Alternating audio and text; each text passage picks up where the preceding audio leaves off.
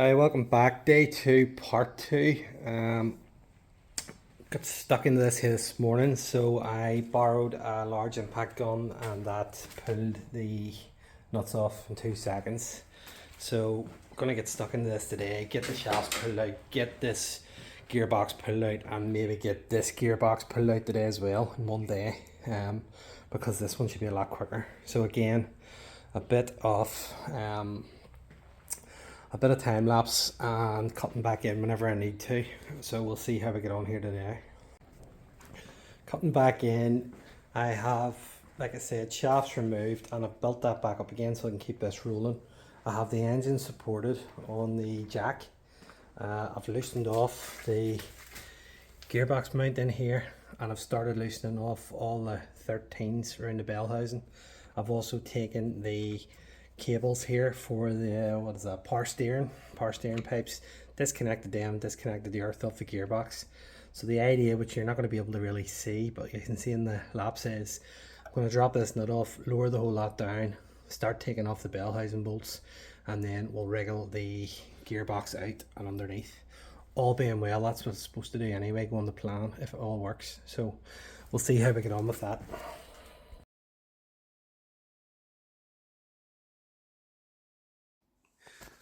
So what you're looking at in the video, you can see that I'm underneath the vehicle, loosening off the last few bolts towards the back of the engine. The starter has a bolt go straight through the bell housing into the starter and then one through the opposite direction. Also a really awkward heat shield, which somebody only had a couple of bolts in, that goes between the starter and blocks off in the exhaust.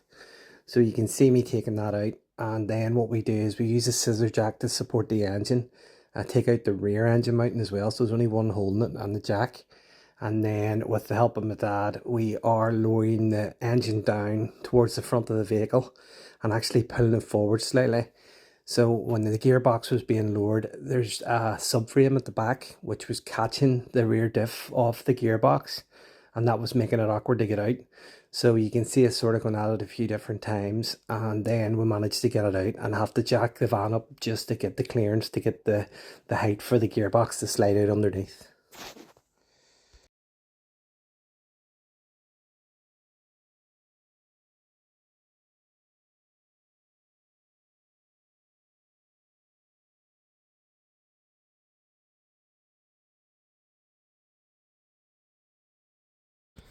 Okay, so you've seen in the time lapse we got the gearbox out, which is very oily. And looking at this then, the engine, I didn't know what had locked up, so initially we thought it was possibly a starter, and when we were trying to bump it, the clutch was smoking and spinning. So what's happened is the engine's actually locked up. You can only turn the flywheel so far and it stops the engine from turning, and of course that actually damaged the clutch lining, you can see there. So that clutch is done, which I sort of suspected anyway. And you can see where the flywheel's been scorched. So that's what was given when we were trying to pull it on the jump start. So yeah, a wee bit of a struggle. Lucky I had my dad here to help me with it, and we managed just with a engine jack, or the car jack underneath the engine, and taking all the bolts out and dropping it down, taking the mounting off the side here which holds it, and then dropping it down underneath the van. So yeah, probably learned a quicker way to do the other one, but that was the plan in the first place. So we'll get I've got the wheels back onto it. I'm going to get it pushed back, get the other one pushed forward, and just basically repeat the process. So I'll put it back onto a time lapse and you can see this one coming out then.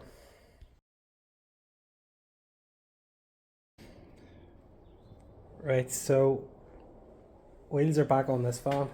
This was the one with the donor with the gearbox out on the ground, and I have it pushed back, and I've now brought this van forward and I'm starting on it, stripping bits and pieces. So it'll be pretty much a carbon copy of what was done with the last one. Again, I'll just put it on a wee lapse and that'll be it. Okay, so moving pretty quickly with this van now. Well, in saying that, the pulling the bolts and things out of the shaft's a lot trickier in this, so taking the knuckle off the strut there, which has allowed me to pull the shaft out. In there you've got 3 10 mils, I think, if I remember rightly, and then that gets your shaft clear. That gives me the access for that. Likewise on the driver's side, obviously these discs are ruined. I'm gonna have to redo these and a lot of this underneath. Again, 2 knuckles out, the knuckle out, sorry, off the strut. Really awkward. Probably a lot to do with space here. And again, in through the drive shaft is in the background there, and you can see just where the 10 mils mount in. Undo the wee plate, the retaining plate, pull the shaft out, and that's that, ready to go. And I had most of the engine bay prepped already, so again, disconnecting the cables from here. Sorry, it's hard to see. Disconnecting the actual selector cables, everything tucked back out of the way, cables pulled up out of the way, and all the bolts undone. Again, I've undone the hydraulic feed to the gearbox, to the cylinder, so that's undone. And I've basically just left one big nut on here. So next step, I'm not going to film it because you've seen it in the last one. It's the same thing. What I'm going to do is get a bit of support under the engine, undo the rear mounting at the back, undo the gearbox mounting, and then lower the gearbox down, and then I'll undo that bolt and take it out. I've already ordered a clutch, and I've ordered a timing belt for this engine as well. The kit, the timing belt's pretty poor on it. I think I've already showed you, and I'll show you when I take it out. So cut back in when this is out, and we'll take a look at the clutch together, see what sort of way the clutch is. If it's good and it's been new, now this gearbox has been out. There's bits missing. You can always tell people haven't connected everything up, and be interesting to see. For all I know, this could have a brand new clutch in it because I've never driven this one, but we'll see. And I have one on standby anyway, so I'll cut back in when the gearbox is out and we'll look at it together. Okay, that's the gearbox removed. Like to say it was very easy, but it took a wee bit of struggle. And this is a clutch, and as you can see, somebody has replaced this clutch. It's virtually brand new. So I had bought one anyway in preparation for it, but I'll take it back. And you can also see new cylinder on here. So I'll harvest that for the next gearbox and put this one back on and start into the rebuild process. Okay, so clutch is back in, had it out and had a good look at it, and as you've seen, it was brand new. Somebody has been here and replaced this clutch in this pretty recently. And then the gearbox, so this is the one that's going in. I've given it a bit of a clean up. There's a bit of writing on it. I think this is actually being reconditioned as well. And I went to swap over the cylinder here and discovered that it didn't match the one that was in the other gearbox, and I know there is adapters for them, so I'll just run with this one here that was fitted to the box at all. It actually looks quite fresh when it's cleaned up. So that's about it. I'm going to get it back up and in now. So my dad's here lucky enough to help me again, and I'll put a hyperlapse on, and I'm sure it's going to be pretty repetitive, struggling to get it back in again. Hopefully come back to you with it back in the van. Right, so I'm going to say a short time later, but it's not. Gearbox is in. I tried to video a bit of it and it was just useless because you can't see what we're doing. So basically we came up with the jack, brought it up into the van, rested it on the back of the subframe, and then jacked it up and in, and also used the scissor jack from the van in there, and it was awkward. Took a good bit of time manoeuvring, but basically that's it, back in again.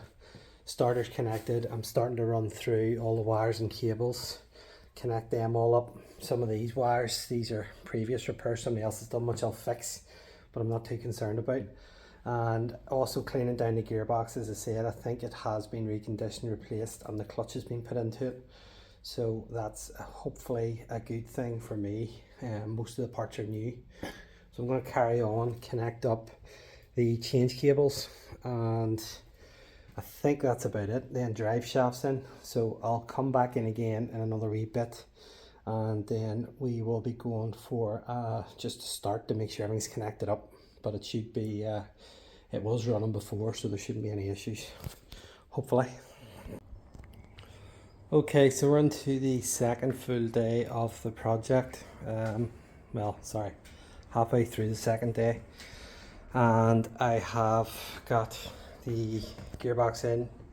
Like I said, I have everything mounted, the hydraulics connected up there, or yes, the hydraulic hose. Put the drive shafts back in. Drive shafts are in, picked the good ones out of the ones I needed, so it's back in.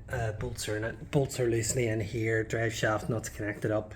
I'm going to replace this disc because it's awful, and I've also been doing a wee bit of admin. So the hose here was joined, one of the power steering hoses, so I've removed that off the other one, changed that over, hence why it's all a bit messy. Also, the bleed screw at the back of this going into the heater matrix was broke on the other one, so replaced that with that hose, and also connected up basically everything else here. I have had it running because the intercooler's not fitted. Obviously it runs pretty rough at the minute. I don't want to run it for too long. So next step is going to be getting the oil into the gearbox now that the shafts are in. I'll get that filled up, and also going to start getting it removed, the mounting over here. I'm going to do the timing belt on it here at the same time, and obviously this auxiliary belt for the alternator here and the power steering pulley. And then I'm going to have to bleed, obviously all the fluids are going to have to go into it, so we need new power steering fluid, new gearbox oil. It's going to get new obviously radiator fluid and antifreeze, and at the minute I've just topped up the oil, and it'll get a full service in once it's up and running. So it may not look like there's a lot done, but that's the majority of it done. And as I say, I put a new battery in it, and it is it's starting now on the key, which I'll do in a short time, just once I've cleared everything out of the way. So I'll do another wee bit to it, and we'll come back and have a look at it, hopefully running. As I say, there's not going to be a whole lot you're going to see when we tapping up the gearbox and things, and obviously then I'm just replacing brake discs and pads, so nothing too interesting with this part here, but I'll come back in again with another wee bit done. Right, okay, a lot has changed. We have got the shafts in. I know this disc looks grubby on camera. It'll clean up and it'll do for testing to see if everything's alright, and I will replace them. There's new pads in it, so I'll use them. The shaft's been in, as in tightened up, you can see in the back there. Tightened all the arse straps. We've got all the hydraulic hoses, everything connected, and I'm just about to put, this is an easy bleed kit, so I'm going to try and purge the air out of the system. I've also fitted the clutch master cylinder was replaced as well in there inside the driver's side, so I've replaced it. And on this side, that disc, although this is a better disc than the other one, it doesn't, the camera's not doing it any favours. That's been replaced, and pads replaced in there.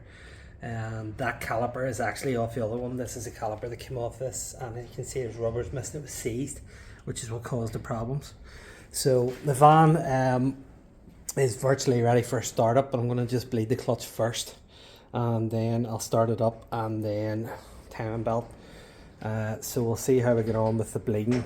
I'm not going to film it because it's just a case of opening up each bleed valve here on the brakes as well. I have to do so. I'm going to work through that, and then I will come back to you. Okay, so everything else is done. Brakes are done. I think we've bled up the clutch. I've put this front panel on just to give myself the intercooler. I'm going to bleed the power steering, and we're going to put some water into it. So this should be the first start. So I've got my dad here. Go ahead, turn it over.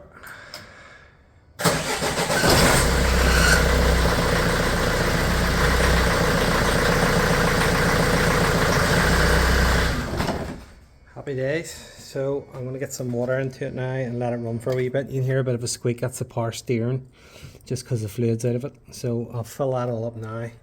We'll let it run for a bit and come back to you. Okay, great success. The van is alive, running, clutch is working perfectly, selecting all the gears. It is power steering blade, everything done. So I'm gonna pause it now where I'm at, and this is just sitting on a couple of screws just for the intercooler, like I said. So next step is going to be the time belt, and actually having it jacked up and running there. I'm very low on diesel as well, so I'm apprehensive about running too much, get some fresh diesel in it. But all in all, it's been about 2.5 days in total to get to this stage, and that's with obviously the extra bits on the brakes and things like that. So I'm going to leave that for part 2, and next bit of course we'll be going to do the timing belt, which I'm not probably going to be able to film too much of again. It's just where it's tight, but we'll have a wee look at it together, and I'll come back to you in part 3 then.